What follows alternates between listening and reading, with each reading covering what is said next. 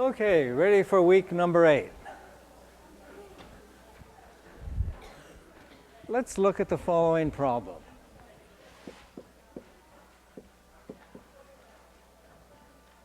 Suppose that we have a random variable and we know something about its range and we want to say something about its standard deviation.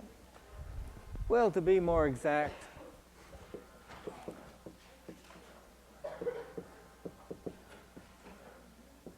say we have a random variable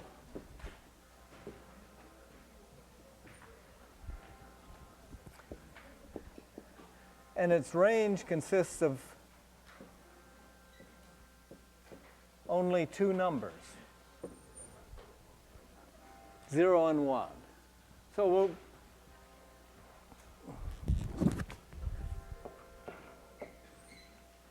we'll refer to this as a binary random variable. It takes only the values 0 and 1. And we ask ourselves, how large could the standard deviation be?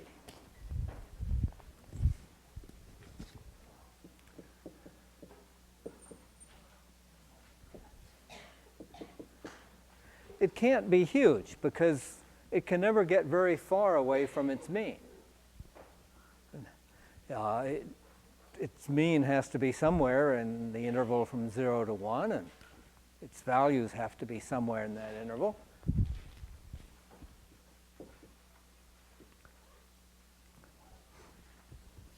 How large can the standard deviation be? Well, let's work this out.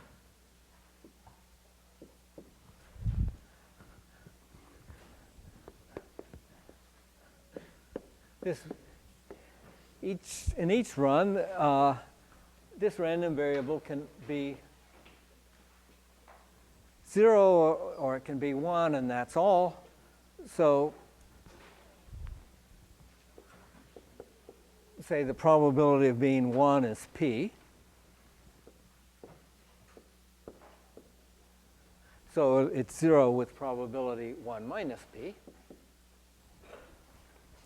And let's calculate the standard deviation. So the expected value is p. The expected value of x squared is also p, because x squared is the same as x for a binary variable. We have 1 squared times p plus 0 squared.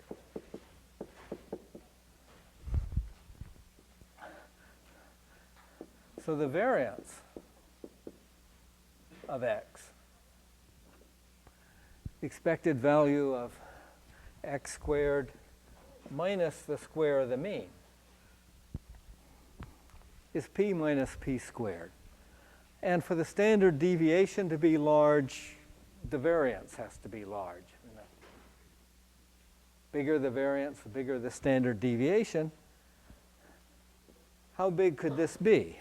Well, as a function of p, this is a quadratic, and we know its graph. Here it is. Its graph is a parabola. It opens up downwards.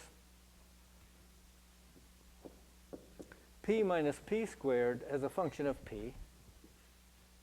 It's 0 at 0 probability, and it's 1 at 1 probability. And in between, it's this parabola. And we can see where the maximum is. The maximum variance is going to occur in the middle here. Be fancier about it, the derivative of p minus p is 1 minus 2p. So the derivative is 0 at p equals a half.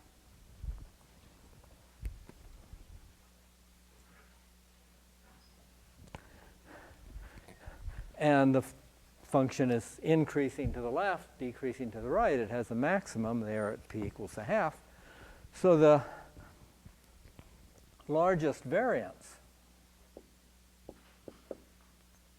the largest possible variance, is at p equals a half. And at p equals a half, the variance is, well, 1/2 minus 1/4. It's a quarter.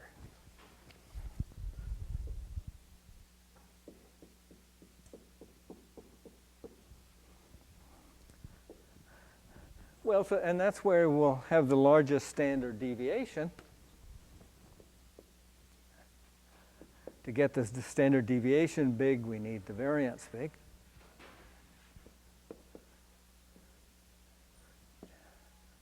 Deviation is at p equals a half. And then at p equals a half, the standard deviation is the square root of the variance.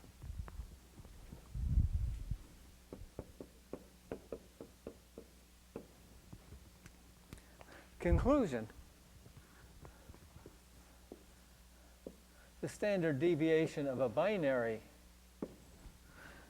random variable is at most a half. Of course, it can't go negative, so it's got to be in the interval 0 to a half. Now, I emphasize that this only applies to a binary random variable.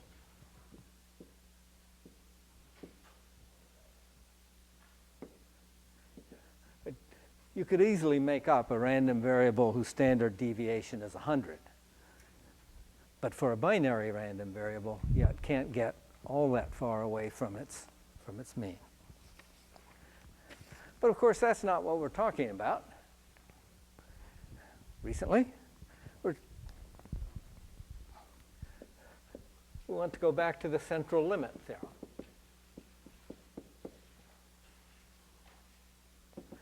That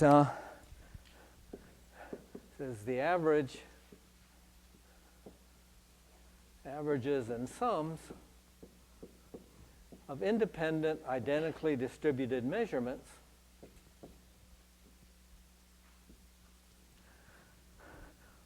well, these are themselves random variables. Each time we run the experiment, we get a different average. And these averages are normally distributed.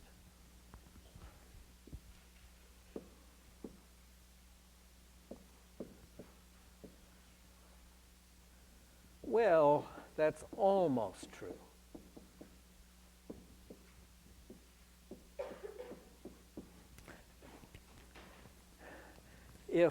Depends on the sample size, how many measurements we're averaging. And as that number n gets larger and larger, this becomes a more and more exact approximation. And we can say a little more. If these identically distributed measurements have mean, mu, and standard deviation sigma,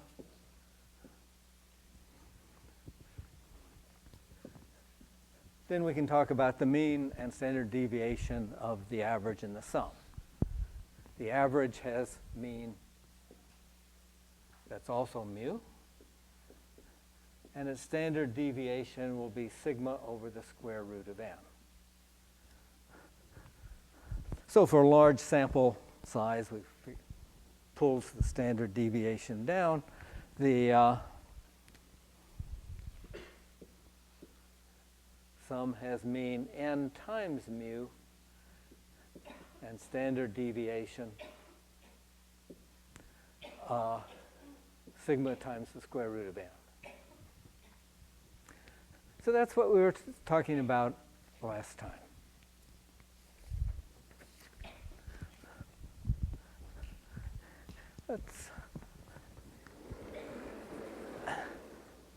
To show that this, let's apply this theorem to the following problem.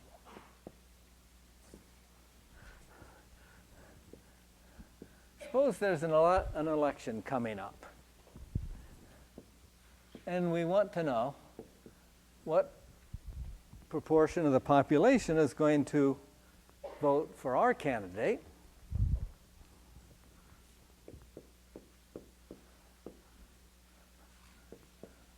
What fraction P of the voting population. Well, so letter P, think of it as a probability. It's the probability that a randomly chosen voter will vote our way.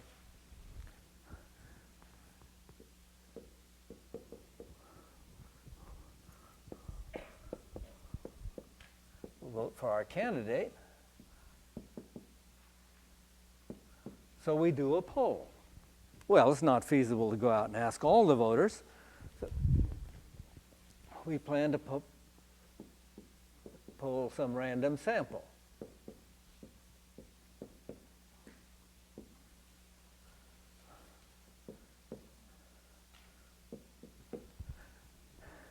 So suppose we decide to take a random sample of size 100.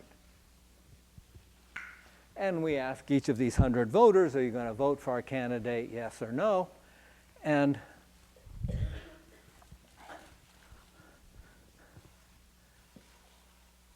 then we'll use we'll use that to figure out what fraction of the voters are likely to vote our way.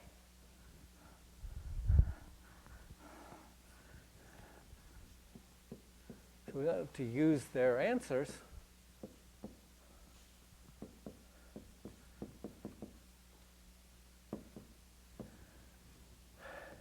to get a handle on this unknown probability P. And for the purposes of this problem, I'm going to assume that these people are honest.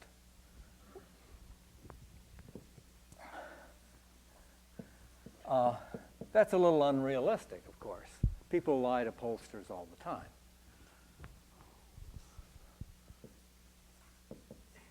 Okay, we'll ignore that for this problem.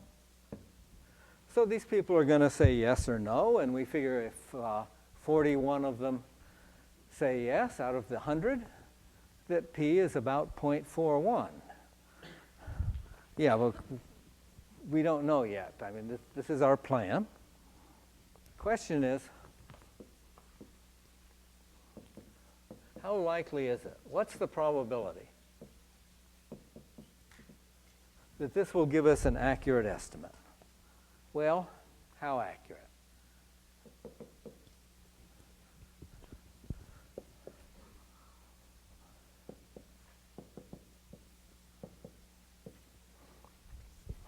Say within 0.1.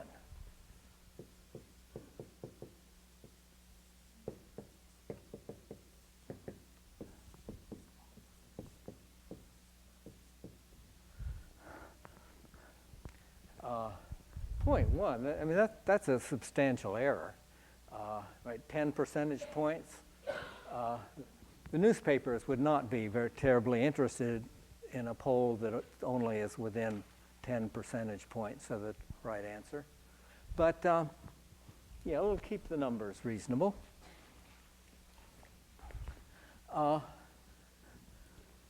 Okay, so we want to, this is the plan, and we want to calculate this probability. Well, what it has to do with the central limit theorem is that we're going to look at the average of a bunch of independent, identically distributed binary measurements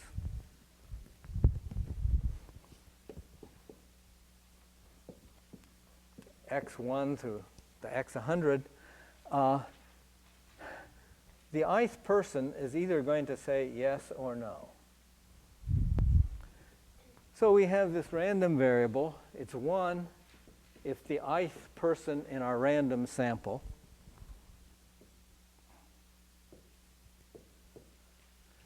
says yes, he or she is going to vote for our candidate, and the random variable is 0 otherwise. If the person says no or refuses, yeah, well, they have to say yes or no. And then if we add these up, we'll get the total number of yeses. And if we divide by 100, the x bar, x1.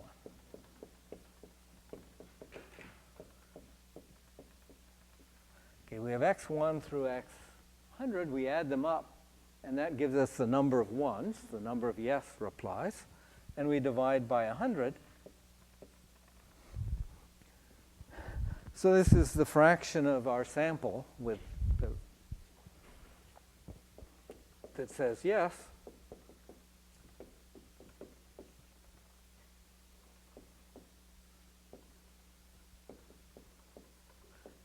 So here's our estimate for what P is.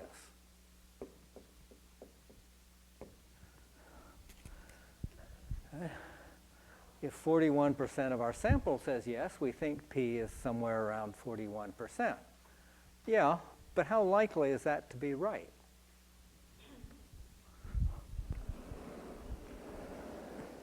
So what we want is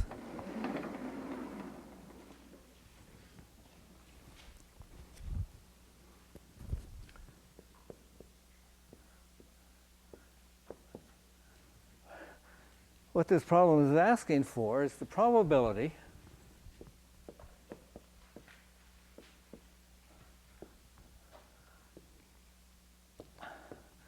that our estimate is close to the true value, that it's, well, say less than or equal, it doesn't, probability that our estimate is not too far away from the unknown true value of P.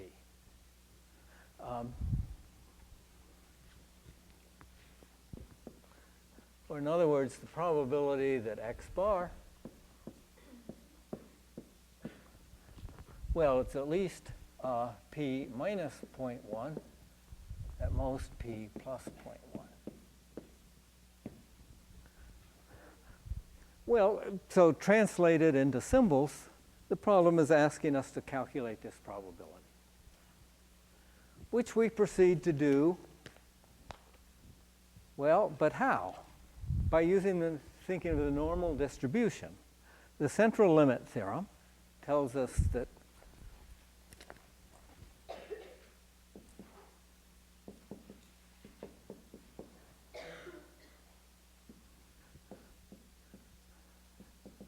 x bar is normally distributed. Well, approximately. N is 100, so the approximation should be reasonably good. Its mean is P. And its variance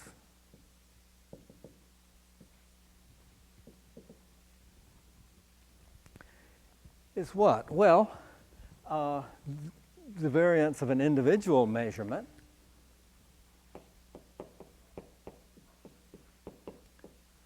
its mean is P, its variance P minus P squared. We did that a minute ago.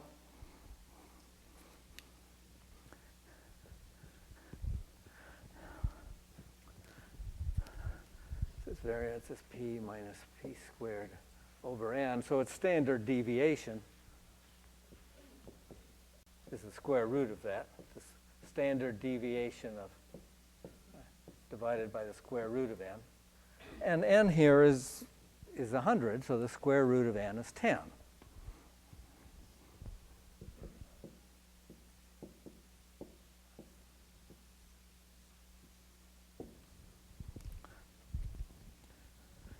So we stand a chance of calculating this probability. The way to do it, well, it's the normal distribution problem. So we're going to standardize and look it up in our table.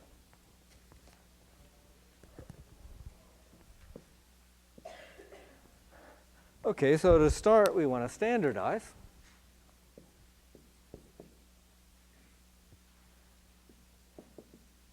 So we subtract the mean and we divide through by the standard deviation. Well, it starts off pretty well. We subtract the mean. expected mean is p.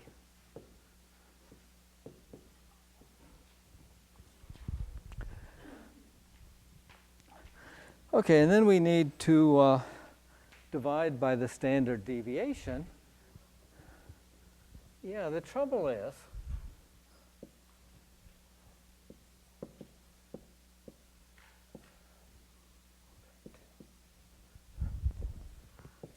we don't actually know the standard deviation because we don't know what p is.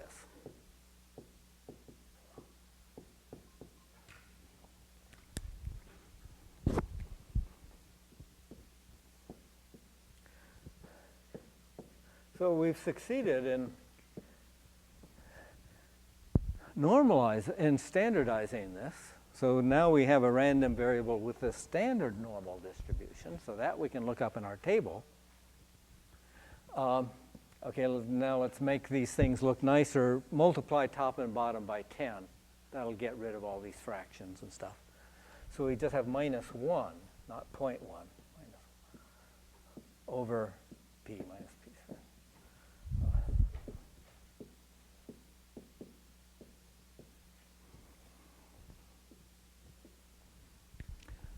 Trouble is,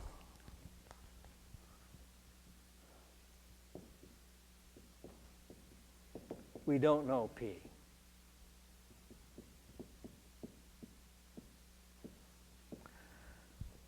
So we're not sure what this standard deviation square root of p minus p squared is.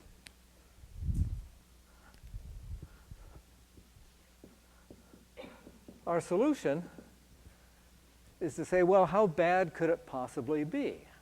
Well, how big could that standard deviation possibly be? We'll take our worst case estimate.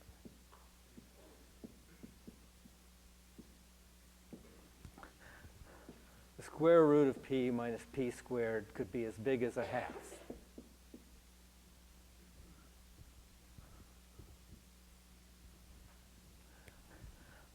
It might be less than that, but it can't be any more than that. After all,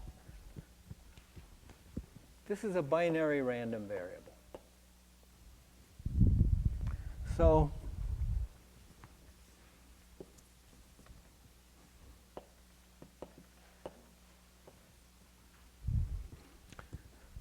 its variance at most is a quarter, and the standard deviation, square root of the variance, is at most a half.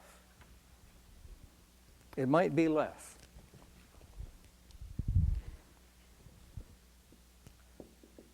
So in the worst case,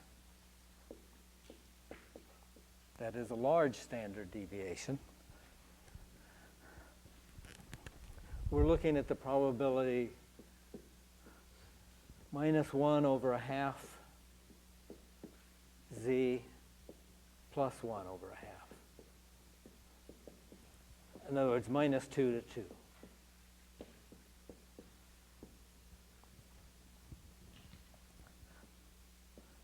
Okay, and this we look up in our table. It's 5, 2 minus 5 minus 2.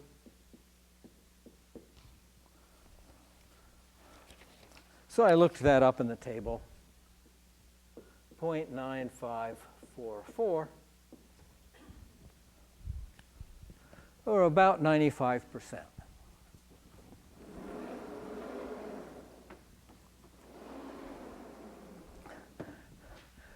With a sample of size 100, this is maybe more accuracy than makes a lot of sense, but it's rounded off a little bit.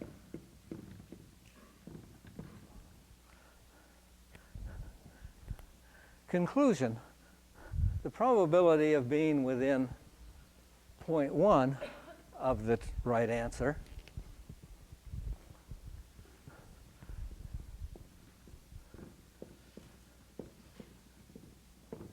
(95.4%) or better. That is, or it might be more. That is, the standard deviation might be less than a half. So 1 over the standard deviation might be more than 2. It might be that the probability is actually larger than this. But we can be at least 95% sure we're within 10 percentage points of the right answer. That's not terribly impressive for an election. You'd probably want smaller error. Well, let's write that down.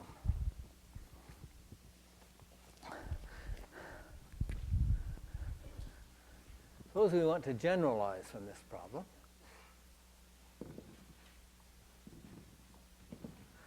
We want something we can apply in other situations.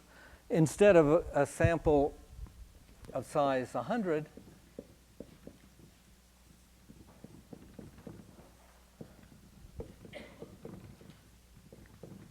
consider just any old sample of size m.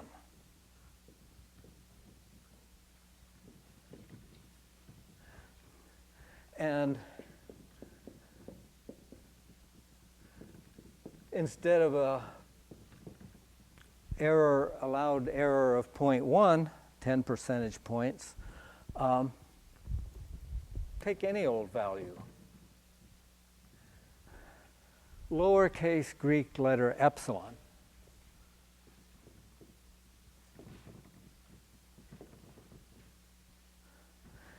The allowed error, and then we repeat the problem in this way.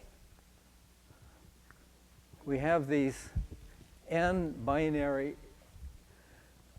random variables, each with the same distribution, 1 with probability p and 0 with probability 1 minus p. For a truly random sample, they're independent.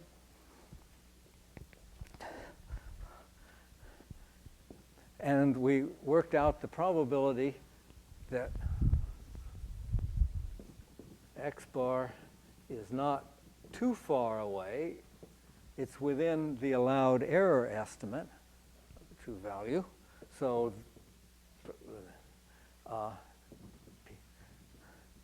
that x bar is somewhere between p minus epsilon and p plus epsilon.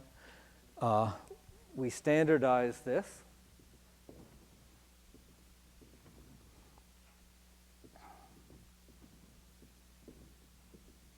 By subtracting the mean.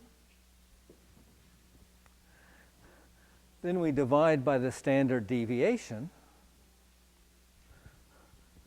which at worst is a half. Okay, now we have the standard normal distribution. And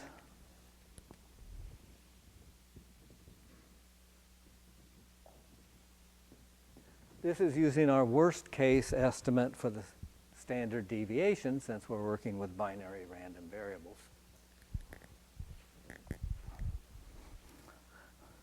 So we have the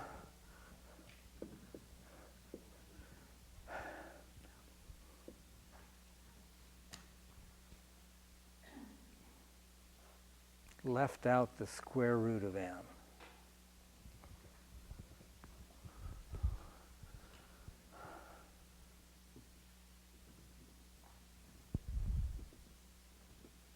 Yeah, for the binary random variables, the standard deviation is at worst a half, and then the standard deviation for x bar, the average, is that divided by the square root of n.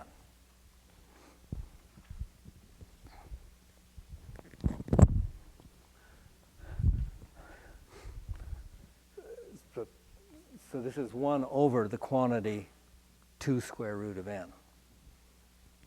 Okay, so let's write that better. Minus 2 epsilon square root of n. Let's see. The plus 2 epsilon square root of n. Or to write it in a form that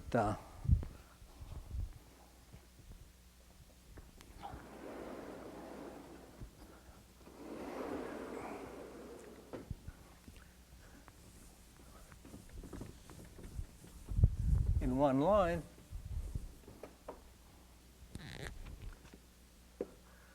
probability that the estimate we get differs from p by no more than the allowed error epsilon is going to be at worst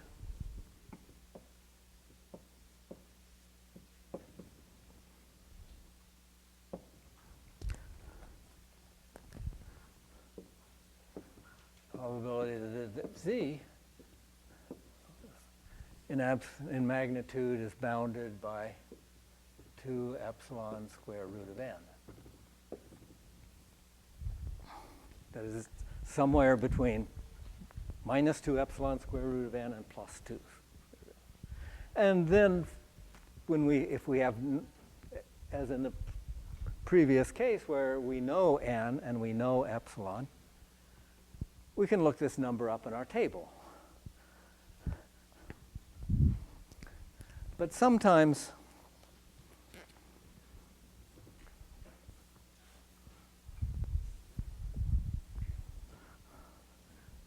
this is what the supplementary web page refers to as the pill problem.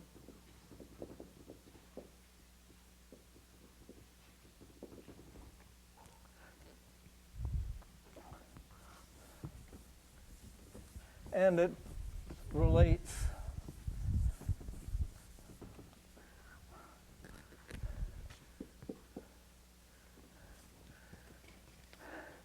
gives us the probability if we know the sample size and we know the error.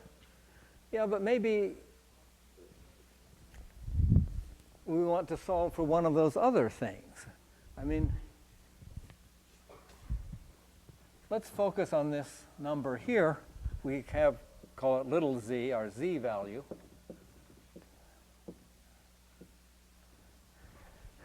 And what that is will determine the probability of being within,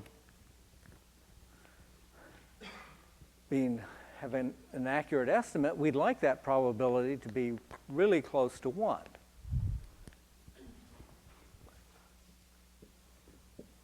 So we want our z value to be large so that the probability will be really close to 1.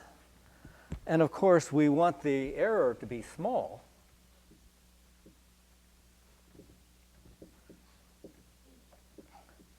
Being within 10 percentage points is not very good. We'd like to be within 2 percentage points. And,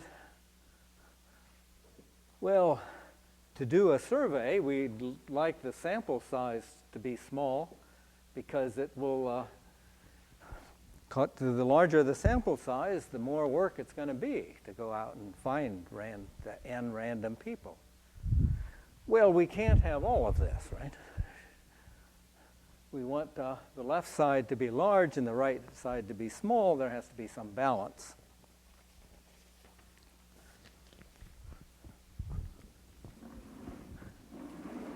So let's go back to the problem and do it again.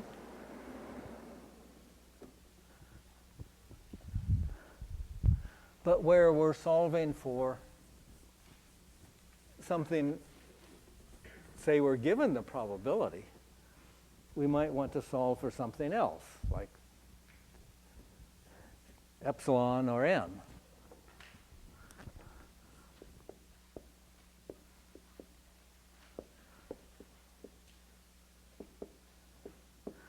Okay, so let's change the situation. We're going to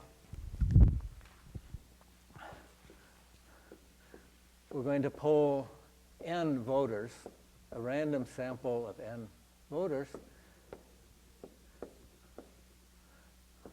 We want to be 99% sure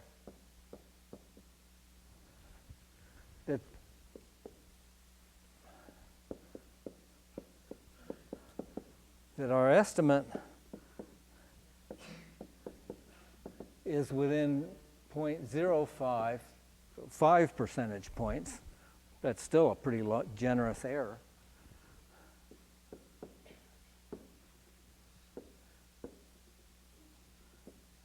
How large a sample do we need?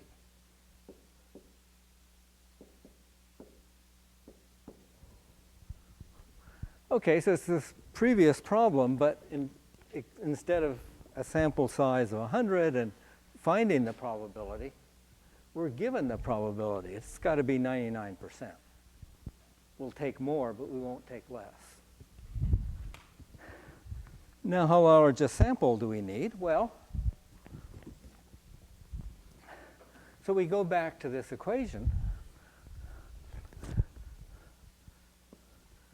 Our 99% has to be the probability that x bar minus p is bounded by 5%, 0.05. Well, so that's the probability that the absolute value of z is bounded by 2, okay, epsilon is 0.05 times the square root of n.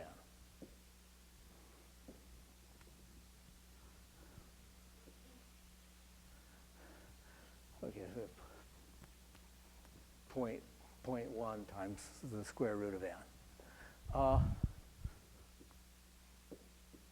Let's call this t for the moment. We want this number t that gives this probability of 99%. Okay, well that we can do using our table. We draw a picture, we look up the numbers,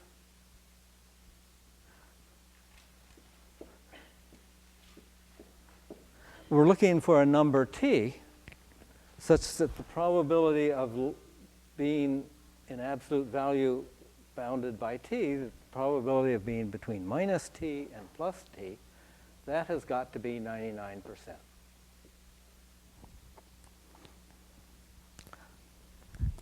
So we need phi of t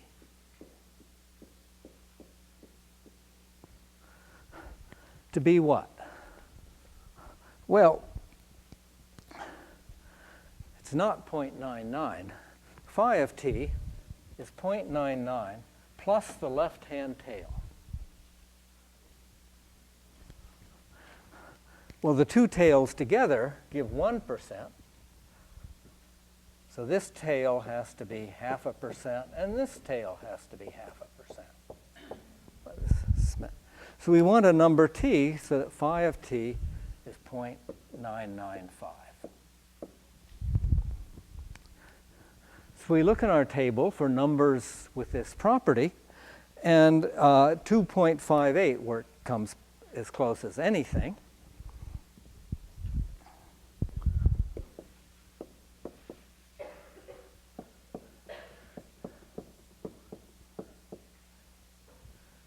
It's actually a tad less than 2.58, so if you're using something more accurate than our table, you'll get 2.57 and some decimal places.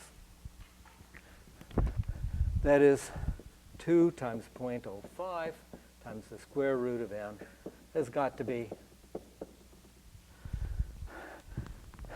2.58 or more, and we can solve this for n.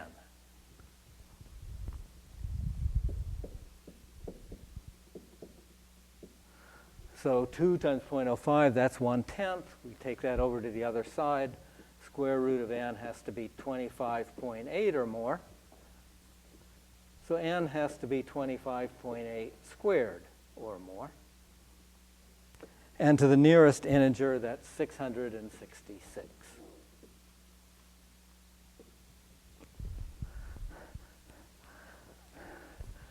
A sample of size 666 would be enough to get the error down to this, down to 5% with 99% certainty.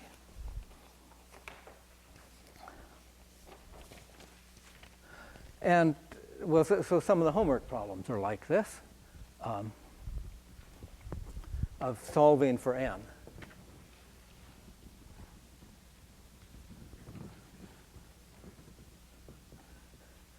Now, another application of the central limit theorem was that we talked about last time is to the normal approximation to the binomial distribution. Because in the binomial distribution, we're counting the number of successes. That's the sum of some independent binary random variables.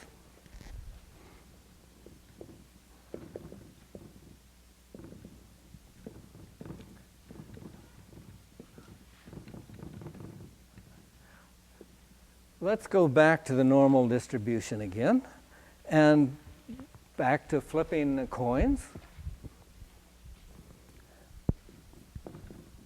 Suppose we flip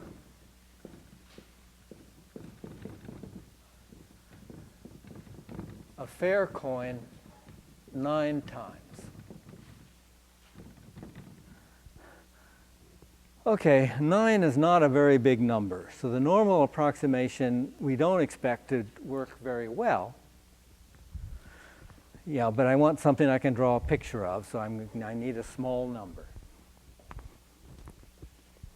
So if S is the number of heads,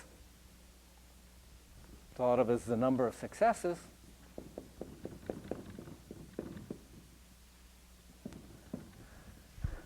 so success probability is 1/2. We know the expected value, 4.5 n times p. And the variance,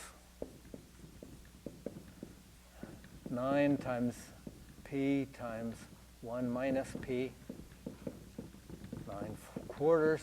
So the standard deviation of S is 3/2. Yeah, suppose we want to find the probability that S is 4 or 5. The mean is 4.5. What the probability that S is 4 or 5? Well, binomial distribution. The probability that it's 4, 9 choose 4, success probability to the 4th, failure probability to the 5th. And we add that to the probability of 5 heads. 9 choose 5.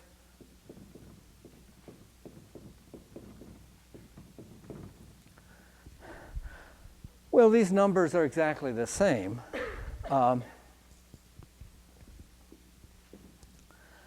9 choose 4, if you work it out, is 126.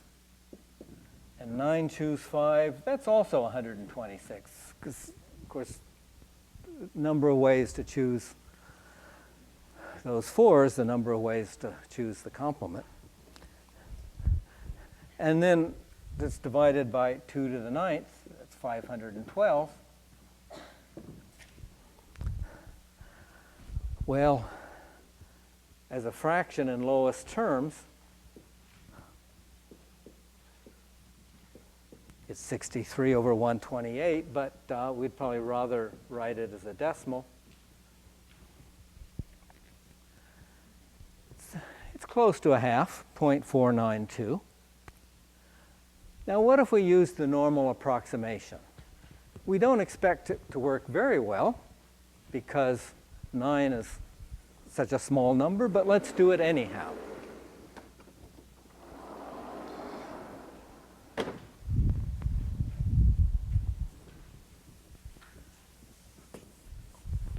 So we apply the normal approximation to the binomial distribution. And of course, we have to be sure to use the histogram correction. So let me write that down.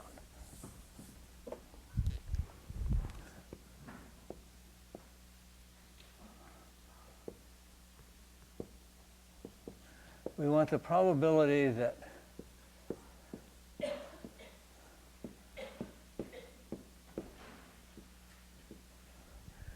we get either 4 or 5 successes.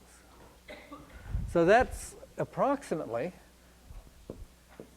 And now we use a random variable that has the normal distribution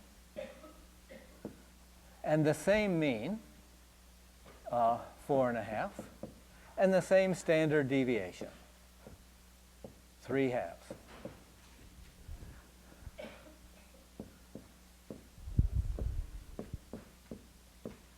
And we want the probability that that's between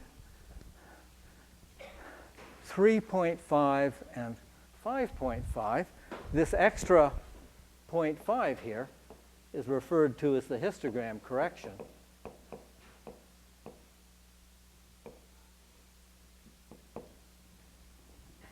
And same over here. We don't put 4 there. We put 4 minus 1/2 there. And that 1/2 is the histogram correction. And then we look this up in the table. Okay, we subtract the mean, which is 4.5.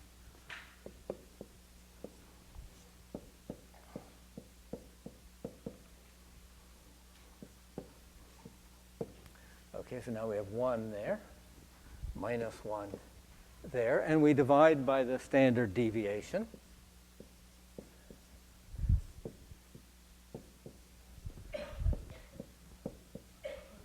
The probability that z is between 2/3 and minus 2/3. And that's something where we just look in our table.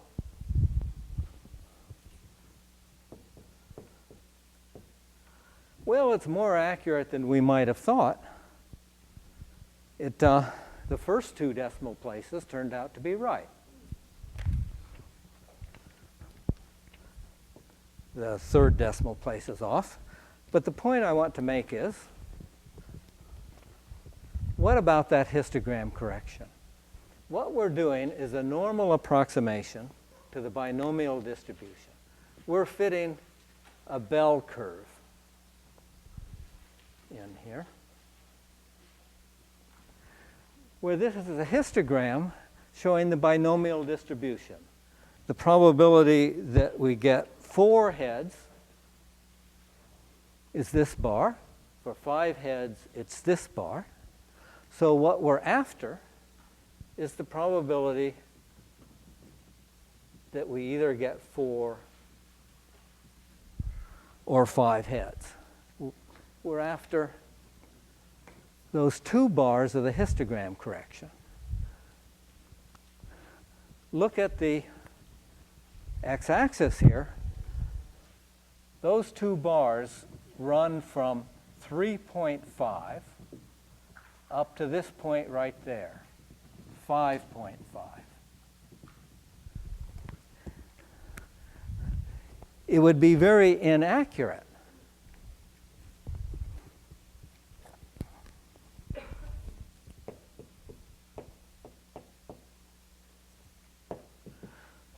to take x, the probability that x is between 4 and 5. That is, leaving out the histogram correction. Yeah, we had 4 to 5 here. Yeah, but you wouldn't want to take something going from 4 to 5. That would give you the equivalent to just 1 bar in this histogram correction. I mean, you'd get a probability, if you actually do this, you get around half the right answer.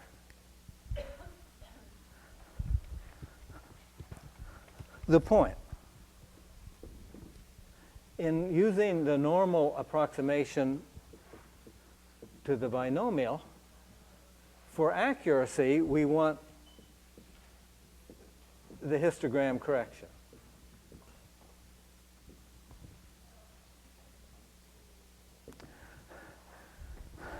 Because with the histogram correction, we got a much more accurate answer than without, because we want to get in, 2 bars of the histogram and not just 1 bar. Okay, got to stop for today.